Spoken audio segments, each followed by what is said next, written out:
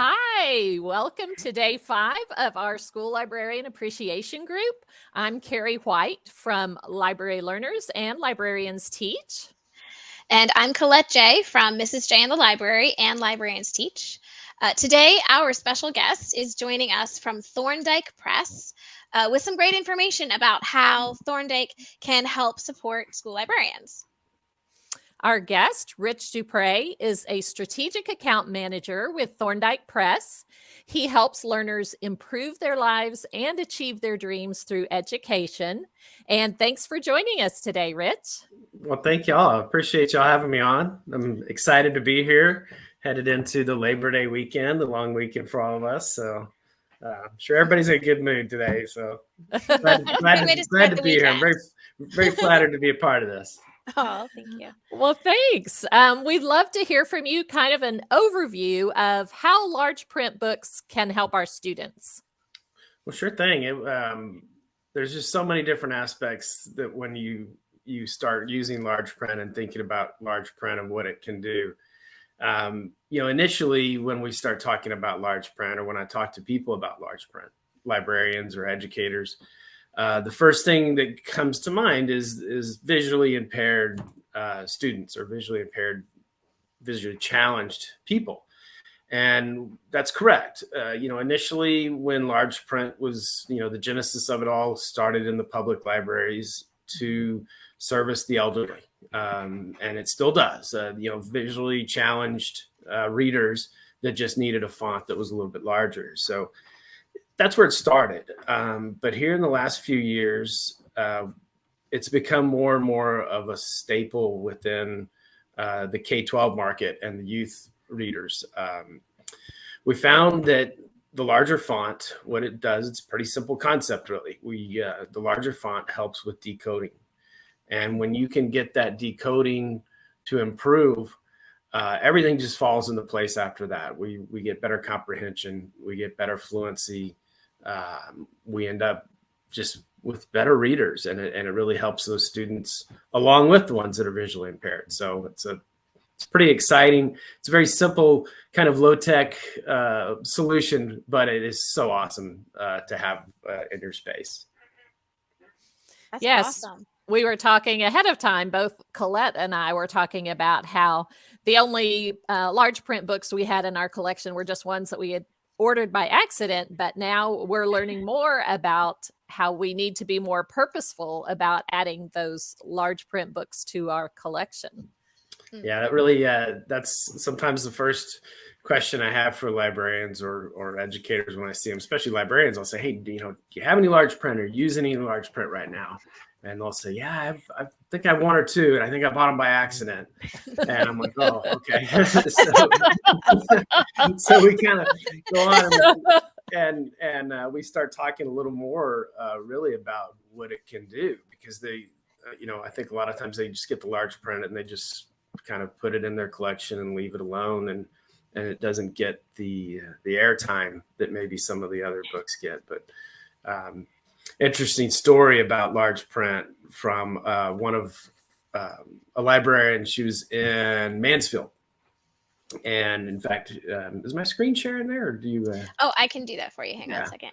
I'll just pull up this little a little email from her, and this is from Pam Pinkerton. She's a high school librarian there in Mansfield, and we were talking about coming up and visiting about large print. She emails me back about how before the pandemic, she invested in large print, bought 100 books or so, and just couldn't keep them on the shelf.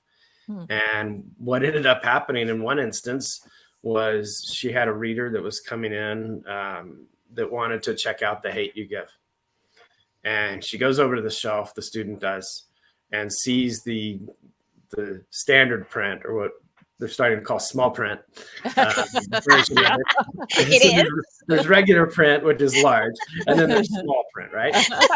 So, she looked there on the shelf and she saw the small print of regular print version and chose to not check it out. The large print version was checked out. So she went back to the desk, puts the large print version on hold, and goes and finds another copy of a different large print book. So, even the best readers, those regular customers that you get coming into the library, even they gravitate towards large print for sure. I feel like I wish I had that when I was maybe a little younger, because I wear glasses and contacts now, and I maybe would have put less strain on my eyes if I had spent more time reading larger fonts. Because I was a good reader, I devoured books, but it was always the teeny tiny print, and that might have caused some problems. Yeah, absolutely. And another thing about the large print, and this is one thing that we hear a lot, is that it helps those striving readers make progress. If they have so many words on the page, number one, they're intimidated by it. I was not a strong reader as a kid. And so I gravitated towards books that had a lot of pictures in them, and, maybe passed on some novels that I would have enjoyed, but I just was intimidated by the font. So they get this, the student gets this larger font, and all of a sudden it doesn't take 3 minutes or 4 minutes or 5 minutes to read a page. There's about 30% less words on the page. So they're getting through that page that much faster. So they're making progress. So they're getting through the chapters faster. And it just builds confidence in them. And it's amazing what it can do. Again, readers of all levels, it helps. But see the slide that I put up here. These are your segments. So it's not just for the great reader or the low level reader. It's really for all students there. The numbers don't lie. You can see a lot of these, and I know you flashed up the site there on for Thorndike for the YLP and some of the studies, but you can see these numbers and what it can do for these type of readers: below level readers, special education students, emerging bilingual. All of those populations are served by large print and benefit. I feel like that's even maybe a way to sell it to administrators for a reason you need more library funding, is to say, hey, this is the exact way that these large print books can serve our students. And Carrie and I are not big fans of data by any means, but we do know that our admins are. Right. So to show them something, especially a study and that, research backed kind of data that can say this is going to help our students, we know it will, and so this is why we need these resources. So I apologize, I did fix the URL to match what's on your slide there. There you go. Just wanted to make it a little bigger. Yeah, there's all sorts of information on both of those sites. But yeah, and the study was done by a third party. It was done by Project Tomorrow. This was back in 2019, pre-pandemic, so 2018-19, when they put these numbers together. So this was a third party. It wasn't Gale, it wasn't Thorndike Press that were putting these out there. So it's strong data, and yes, it's so beneficial. It's so great when you can take these to admin to find different pools of funding. While I hope everybody has gotten a little more funding here post-pandemic for whatever reasons, it's still a challenge. But you can use these stats, and you can use some of the other studies that we have on our site to go to different parties and try to get funding. I just visited, I was down in Pearland. I'm in Texas, by the way, for anybody that wonders. But I was over in the Houston area and went and visited the library at Pearland. And back in the spring, I just dropped by her building, and I gave her a large print copy and some of this data. And she went out, wrote about a page and a half grant to her education foundation and got $2,000. I mean, it was so simple. You don't have to put a lot in there when you start talking about the populations that this can serve and how it brings in equality and accessibility for all the students. It just hits it out of the park. And I think we probably all saw the release, I think it was yesterday, of the big news for people who aren't in school that our students are, in fact, behind in reading post-pandemic. And I know that's something my principal would talk to me about every time I passed her in the hallway. What can we do? What can we do to catch up? You know, I'll do anything. Just tell me, what can we do to catch our kids up? Because they just missed some key in-person instruction. And I can see adding large print books to your collection as very helpful to those students who are behind because they were at home and not necessarily learning for a couple of years. Yeah, and they sure weren't checking out books for a couple of years. Exactly. Hopefully, I know a lot of libraries worked super hard to do remote checkouts and drive-through pickups and all that. But yeah, to get prints back in their hands, and probably a format of print that they've never experienced before, it's enlightening. What can happen to them. So.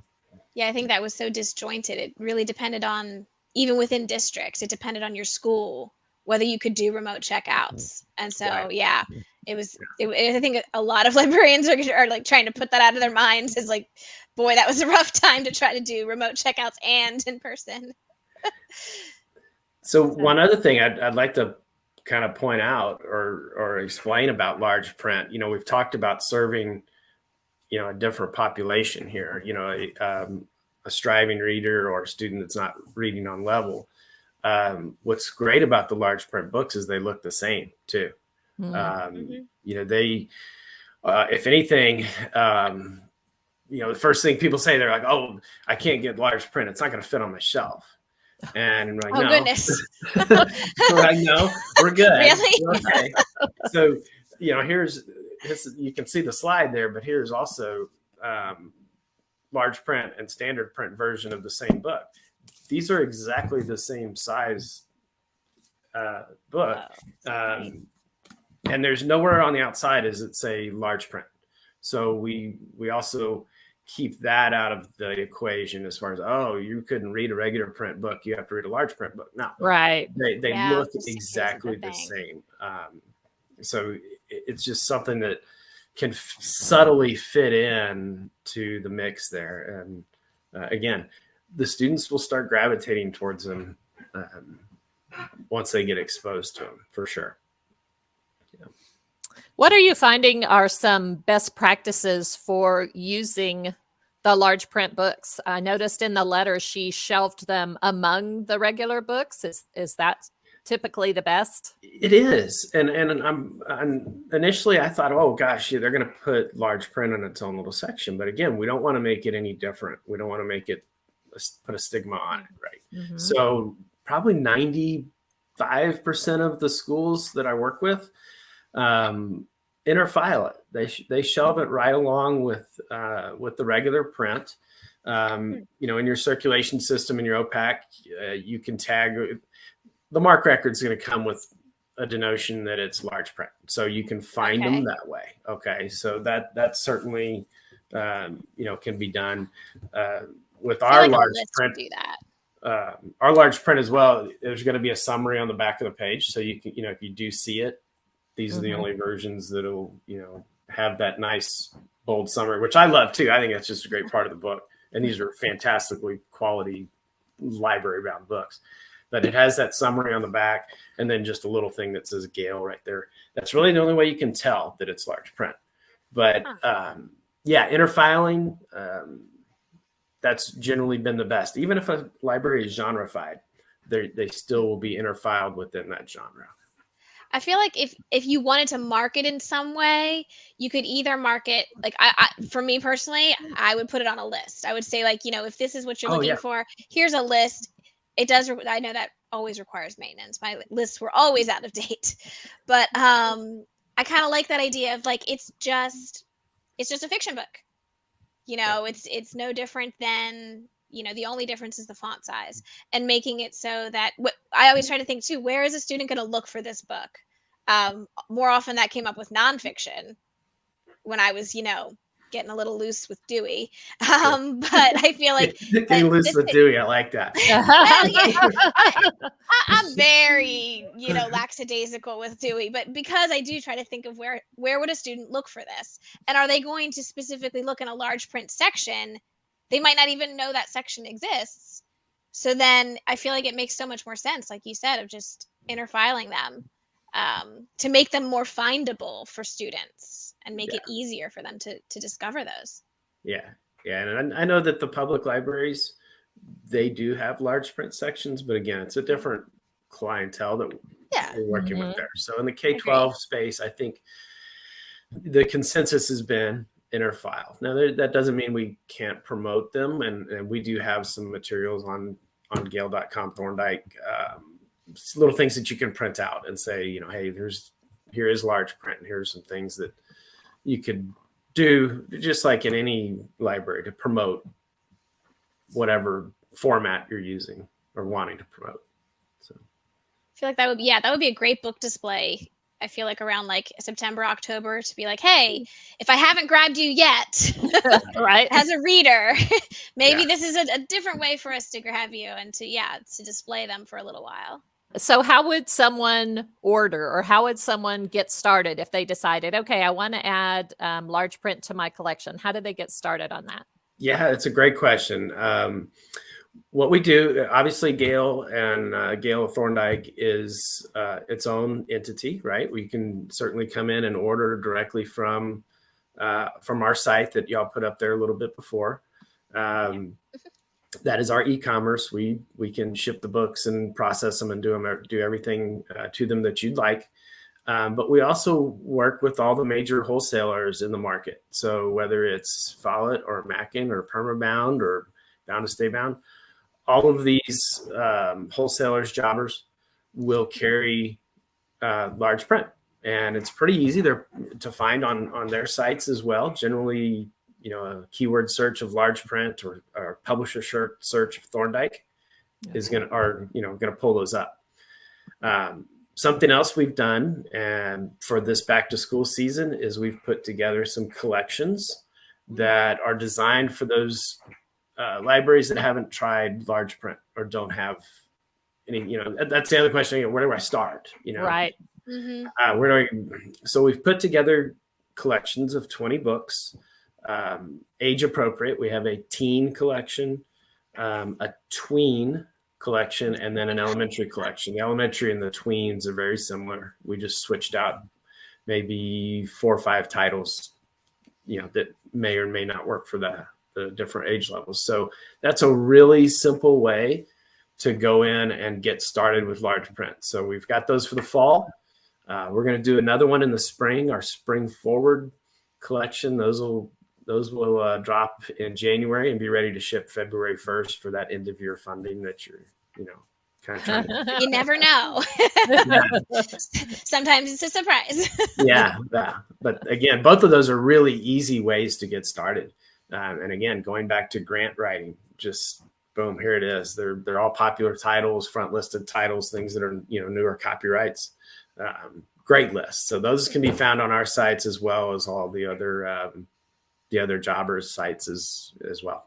And I know you also have Wonder Books. Can you tell us a little bit about those? These are great. These are fantastic tools. Again, trying to transition those striving readers and getting them into the same content that their peers are reading. Mm-hmm. So I know a lot of people that are watching this have probably heard of the Playaway. I guess gosh, it's been about 10 years when the Playaway came out. I know the Playaway came out like back when the iPods were tiny, right? That's how I taught my students about them. iPods. It had the wheel on it. The iPod with the little wheel. Yeah. Now we're really dating ourselves. Right. So the Playaway comes out, and the greatness of the Playaway, and the battery, and all the little parts. You don't need and no losing one CD. No, right. That was game kids changing. could look cool and be listening and earpods in. Yeah. So the company that made Playaway or makes Playaway, Find Away is their name.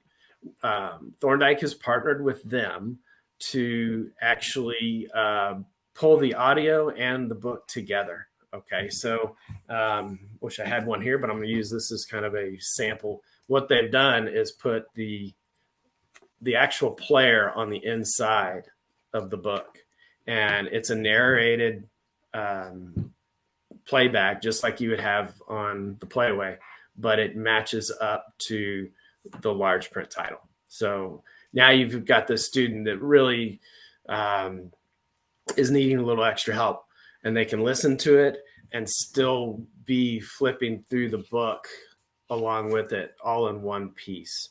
And again, it just gives them confidence, and they can do it. They just need a little edge, a little bump, need some confidence. Mm-hmm. And that's what that Wonder Book does. That's what's called Wonder Book. And I believe right now, Find a Way is the only place that you can get Wonder Book, if I'm not mistaken. I've actually looked into that myself. And yes, I first saw Wonder Books at our public library. I have a young daughter, and she came home with this, and I recognized the Playaway, Find a Way thing. I was like, oh, I know what this is. But it's like a piece of plastic on the one corner that's like glued on. Now, I know school librarians, I remember thinking to myself about durability. Yeah. And like, is that just going to come snapping off? But no, it's on there pretty good. It does. I think the only thing is it makes that corner a little thicker. It's a little thicker. So like I could think of a bunch of different ways you would maybe store those or shelve them a little differently, whether in a bin, or you could even put them in like a hanging bag if you have a rack, which I just think I'm not necessarily thinking I would smush them in on the everybody shelf. Right. With your picture books, because I feel like that would be. All right, this is gonna be funny, but it's gonna look funny because I know where I have one. So I'm gonna dive off camera for 2 seconds. And you get to see my wall. Carrie and I will talk amongst ourselves. Yes, I was just going to say one of my librarian friends just won a grant from the Education Foundation for the district. She partnered with her dyslexia teacher, and she got thousands of dollars of Wonder Books, and I was trying to look for the post to see exactly how much, but this is really also for librarians a great collaboration opportunity. So talk to your reading specialist, dyslexia specialist, all those people in your building, and partner up together with the Wonder Books. I feel like that would be a really good way to get funding there. There we go. There's the inside of your Wonder Book. And I also have to say, Rich, I love it's hard to explain. There's a little switch on it that you can switch from reading mode to like discussion mode. Yes. And my daughter loved that because even as a little one, it asks questions that some generic questions to think about the book. And then it pauses for the child to answer it. So great. It is more of a conversation. And we just love that about it. And we would pause it sometimes and like talk all together. But I just thought that was such a great add-on for the Wonder Book that the Playaway, I don't think with the way it's set up on the buttons and the little iPod size thing, you didn't really have that opportunity. And when we mentioned the batteries, there's no battery on this. It's rechargeable. Yay. Right, I forgot. I know every librarian that's listening is like, but the battery. But the battery. Exactly. I never have to change a AAA battery again. You're like, batteries. No, there's no battery. It's just that standard Android charger. It plugs right in and it recharges. It's fantastic. Yeah. Wonder Books. So, but mentioning, when you're talking about how to shelve them, I like the idea of putting them in a display facing forward. So they will show, we'll say this is a Wonder Book on there.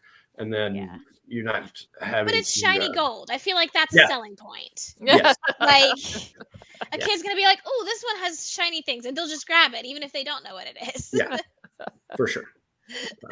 Yes. And it's so great for our students to hear more examples of a fluent reader reading with expression. Not a robot. Not the robot voice, the machine reading it. So I think they're fantastic. You bet. And they take up so much less space than playaways. Yep. I feel like that was my thing, that I adored playaways. I was on board from the very first, ones that they published, but it was, they took up the same amount as a video case, which that ages me too. I still had video Yeah, cases. VHS, right? VHS, yeah. So walk down memory lane here. But I love that, it's part of the book. It's just, it's that part that's connected is really great. Yeah. And the price point really is right there with a playaway. Yeah. And you're getting the book. I mean, it might be a few dollars more than what you would get on just a regular playaway, but yeah, it's right there. And you get the large print book. So yes, I mean, just what a great reading experience for a student who has really been struggling to enjoy a book. I mean, with the narration and the large print, I just think they're set up for success with this.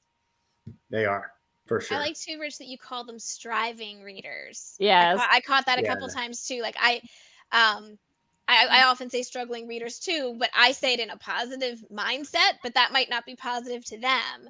So because saying that they're striving, they're just striving to be better, like all of us. That's exactly cool. Just like all of us. We're striving human beings. Yeah. Okay, what have we not asked you, Rich? Do you have other things to share that we haven't thought of yet? Well, I think we covered everything pretty well. Again, it's about accessibility and equality, and it was interesting because I was on the website for LA Unified yesterday, and I was just scrolling through, kind of getting a little background on them, and one of their core values is giving an accessible and equal education for all students. And that's really what large print does. So it would be, I compare it to if this was a book written in a different language, if it's that much of a change for a student to be able to read large print. So it makes it accessible. It makes Harry Potter accessible. It makes, any of these other Poet-X, whatever it is out there, these students can now read it, they can comprehend it, and enjoy it just like their peers do. So it makes a big difference. Very cool. Well, one thing I did want to put up here is the web address. You mentioned grant funding, and Carrie and I were just when you were off camera saying how they partner with your reading specialist or other special ed departments. Like there is funding other places than just your library budget.